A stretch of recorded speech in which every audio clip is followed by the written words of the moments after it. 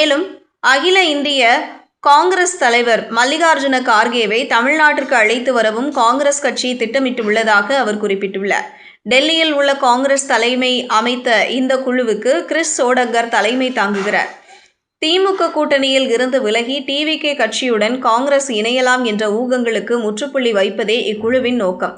குழுவில் இடம்பெற்றுள்ள காங்கிரஸ் சட்டமன்ற கட்சித் தலைவர் எஸ். ராஜேஷ்குமார், திமுக உருவாக்கும் இதுபோன்ற குழுவுடன் தொகுதி பங்கீட்டு பேச்சுவார்த்தை தொடரும் என்று தெரிவித்தார். ஆனால் இது வெறும் சந்திப்பு கூட்டம் கிடையாது என்கிறார்கள் விவரம் அறிந்தவர்கள். ஏஐசிசி பொறுப்பாளர் கிரிஷ் சோடங்கர் ராகுல் காந்தியின் ரைட் ஹேண்ட் போல செயல்படுகிறார்.